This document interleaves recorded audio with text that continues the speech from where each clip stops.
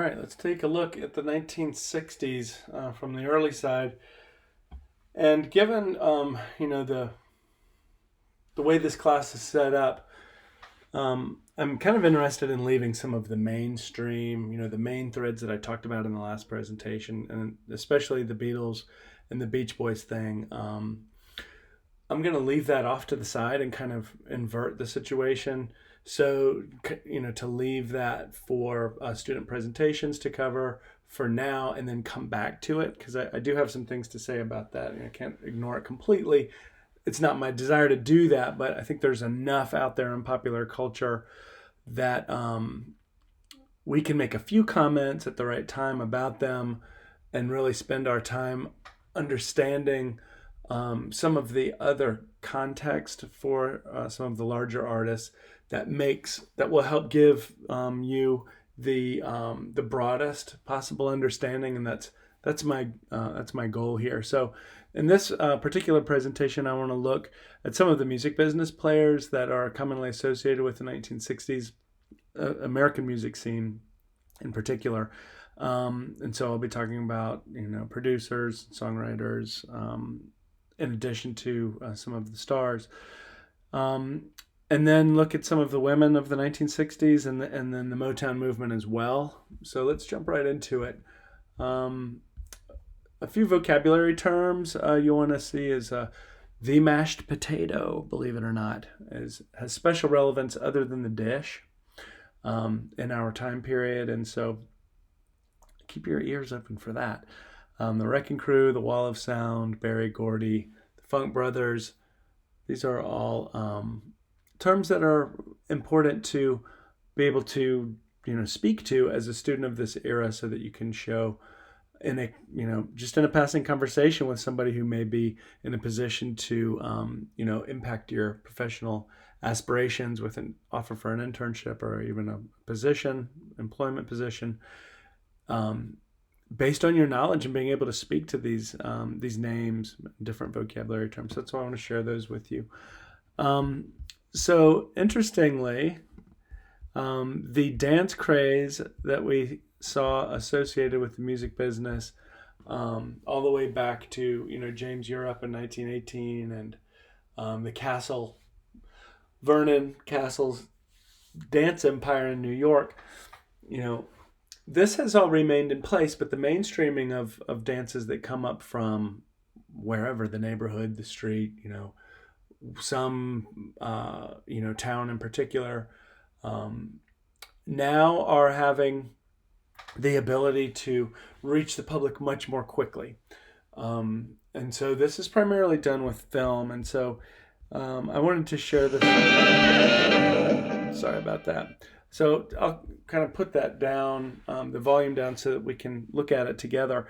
But there were a lot of dance crazes in the 1960s.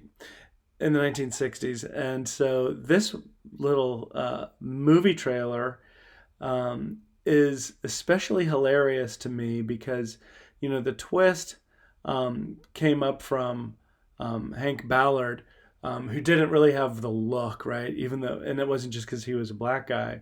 But after him, Chubby Checker was credited with it. But this was an African American dance sensation with the music to go along with it.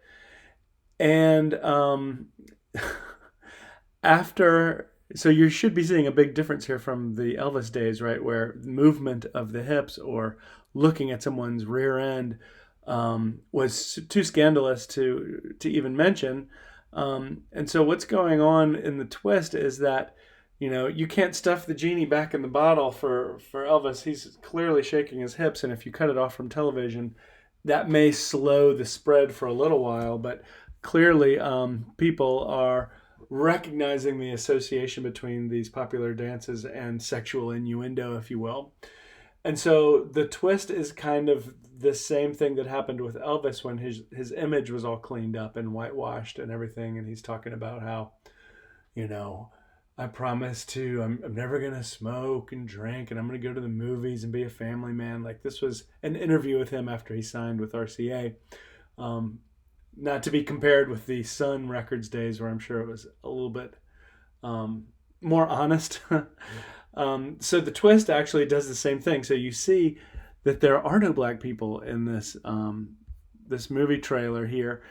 Instead, they're talking about the Peppermint Lounge and how this is now the thing for all the superstars. This is all these rich white folks that are movie stars are going to the Peppermint Lounge to do this new dance, and it is just like so wild and liberating and stuff. And so this is a pattern we can see in the music business here.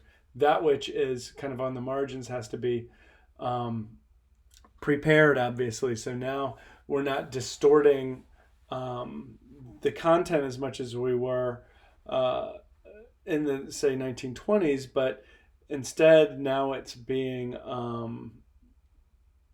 kind of stamped with the approval of the hoi polloi of America's celebrity society, because they're doing it. Now it means that it's okay for everybody to do it, and it's no longer a problem. So it's unfortunately leaving the negative connotations and associations with the originators, who happen to be African American, largely in this case and in many others.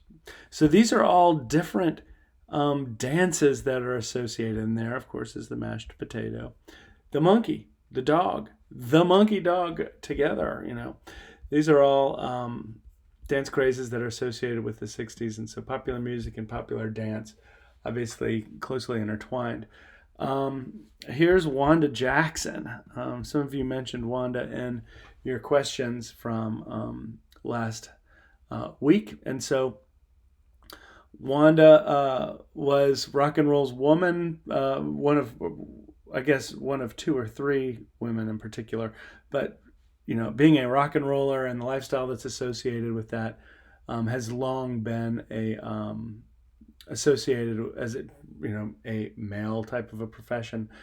But this isn't always the case. So you've got Wanda Jackson with Capitol Records, recorded, in the late 50s through the 60s, or the beginning of the 60s.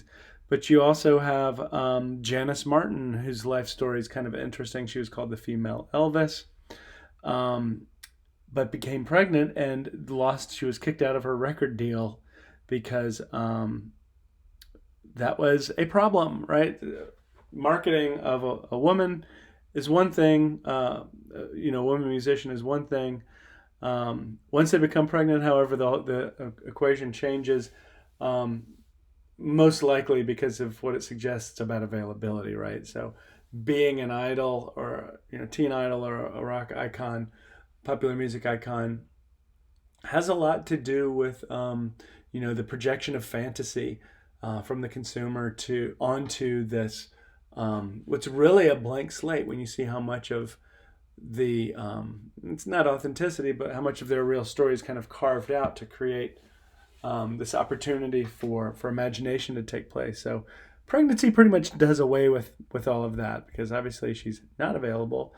And anyway, you get the gist. A few things to take away about the rock and roll woman.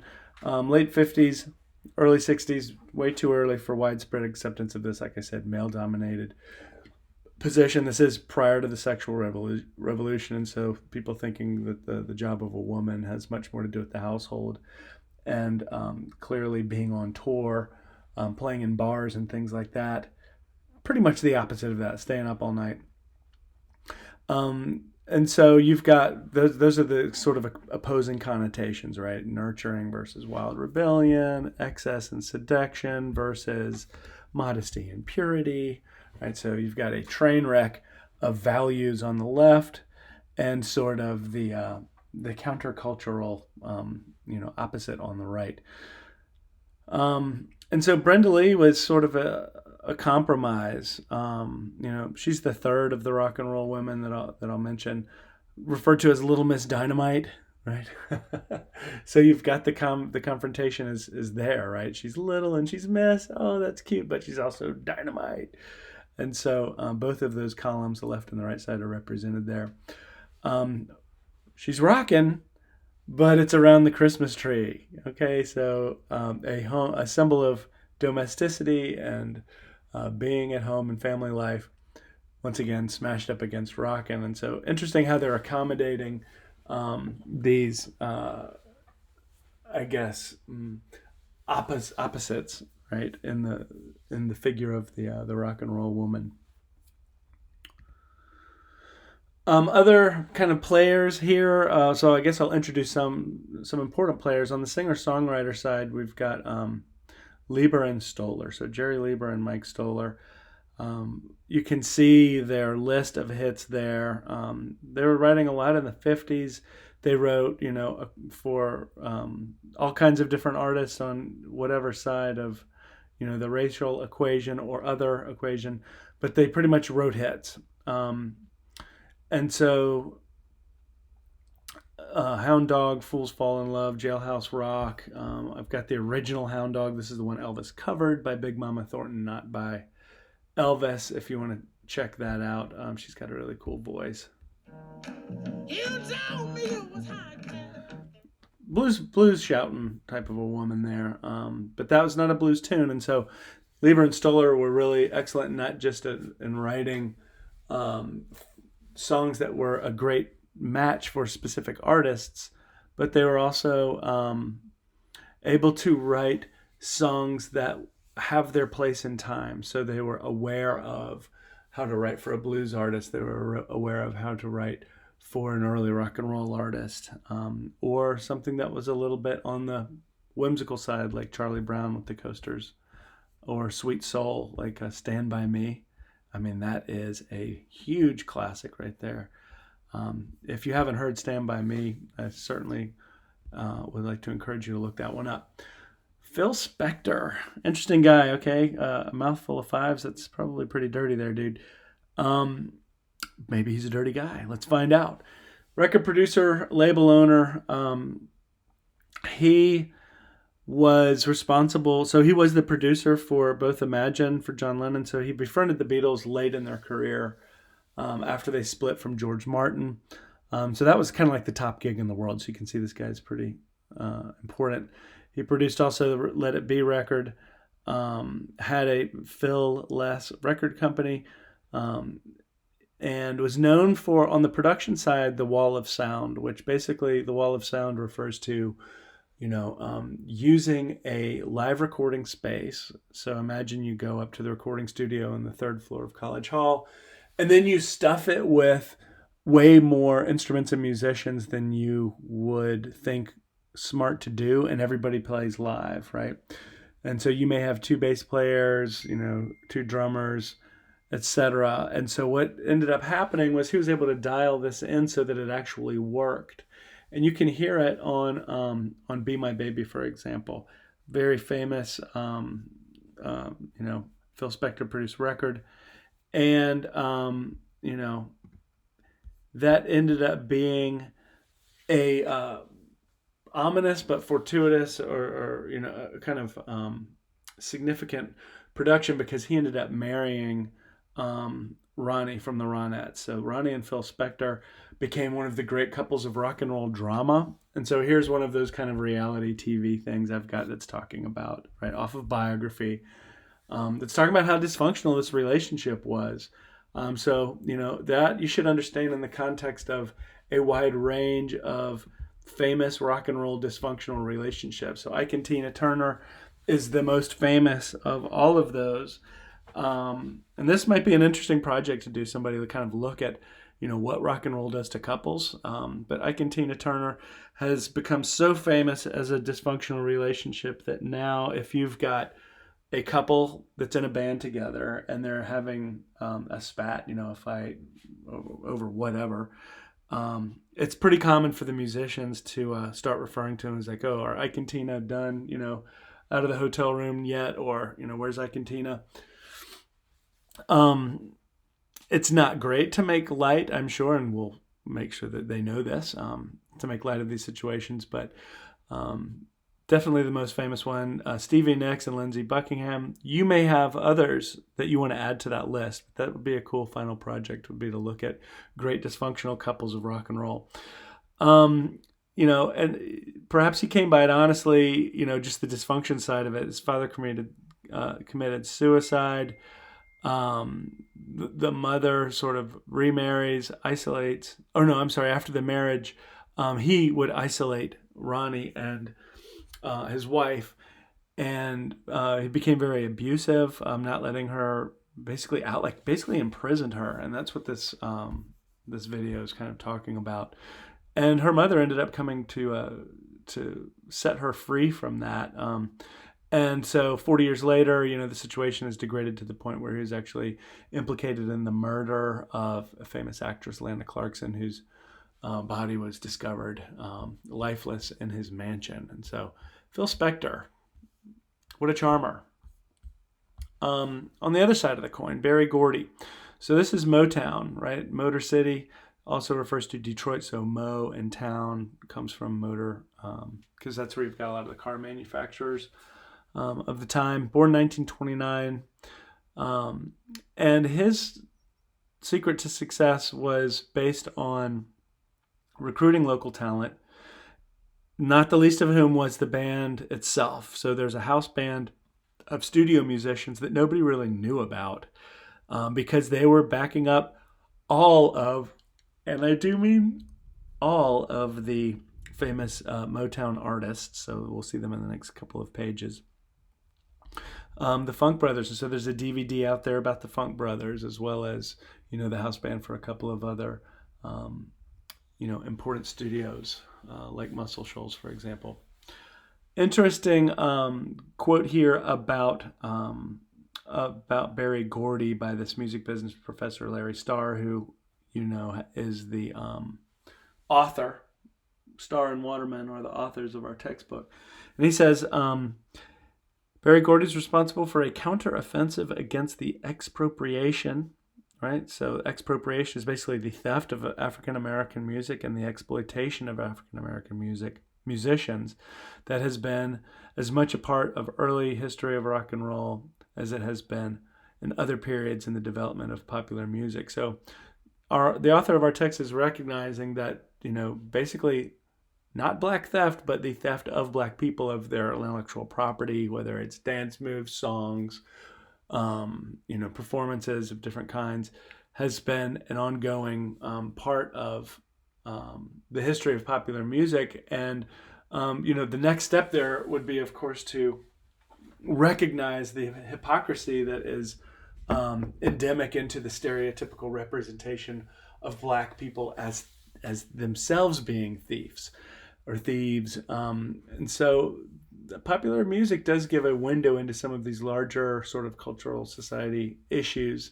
And I do see Barry Gordy here as and I'm not trying to demonize Spector. I think he did a fine job of that himself. But Barry Gordy is very awake to the situation, obviously. And so it's kind of a black produced, black only situation. And had wonderful success. So when you compare the two, and I'm not pushing the negative versus positive evaluation, but it's just good to see, that Spector, for all of his recognition, was a pretty reclusive guy. His record company was folding in 1966 at the same time as Gordy's was peaking. Spector, while he managed to record some late era Beatles, like John Lennon's Imagine, for example, and the Let It Be album, Gordy's records were actually influencing the Beatles. So the Beatles were listening to Gordy and the records he produced. Spector really, I wouldn't say he had necessarily a race-based agenda, but Gordy did. He was interested in protecting the cultural heritage of African-American creators as a music producer and a record company owner. They did have some similarities. They both exerted a ton of control over everything that they did, right? They went into a bunch of delegating, I guess. They created inner circles of allegiance. They either dropped the blues as a 12-bar structure, or they innovated on it, and they derived soul music from blues music, which is a very important point here, because the blues music that we heard in the 1950s from like Muddy Waters, for example, was banking on this 12-bar structure that was so prevalent throughout Western swing and big band swing music and elsewhere. Even, Jimmy Rogers, the traveling brakeman, as a folk early country musician, doing a blues song was, to be expected. And then finally they kind of had enough, and they kept some of the riffs and the feels and the chord changes, but they lost the structure. So the 12-bar structure is kind of out the window a little bit in terms of what's going on in the context of popular music and in the mainstream itself.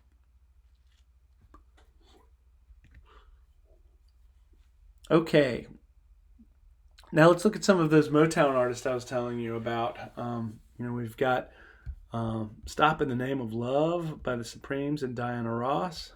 This is really your baby boomers, and this is their playlist. Oh, that's "You Can't Hurry Love." It's even better. Glad I got that one.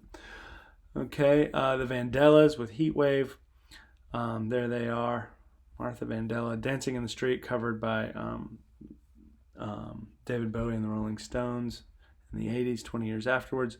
Gladys and the Pips became Gladys Knight. I heard it through the grapevine, Midnight Train to Georgia. Huge artists during the 1960s, part of the Barry Gordy empire. On the side of the guys, let's get these guys over here a little bit. We've got the Contours with "Do You Love Me?" Mm-hmm. Or the Temptations with "My Girl," "The Way You Do the Things You Do." Smokey Robinson, "Tears of a Clown." So "Tracks of My Tears." A lot of tears going on. Right, so the sentiment of the content of what they're singing about oftentimes has to do with unrequited love, for example, which is core to the blues lyric as well. But once again, it's just that little shift of let's do something different with the music and that structure of the 12-bar, which lyrically makes you repeat the first verse as the second verse, or the first line of a verse as the second line of a verse, and then you get the third line is a different form or a different, different words, basically. So it's that AAB structure that goes along with the 12-bar structure that is a little bit redundant, and I can see how it would be played out. Moving into the later 60s and into the 70s, the Motown hit parade, trains kept on going. So you got the Jackson 5 coming together in 67. And of course, that is the start of Michael Jackson's musical career right there. Billy Preston, recorded with the Beatles, also had, hits on his own. I think I can get these guys a little bit prouder as well. Sorry, I'm actually dealing with my layout right now. Anyway, you get the idea. Little Stevie Wonder. You need to listen to Fingertips 1962. I encourage you to look that up on YouTube. Somebody even can save it to our class YouTube channel, Class Resources, because when you hear what this kid was doing on a harmonica at the age of 12, born 1950, recorded in 1962, I promise you it will be worth your time in doing so. So that's a look at some of the movers and the shakers, especially women in the industry on the artistic side, and some of the songwriters and producers in the industry in the 1960s. So a little different perspective than going straight for the more common, Beach Boys and Beatles type of presentation. But that way, when we do talk about them, there's a little bit broader understanding, I hope. So stay tuned for that, and I will be talking to you soon.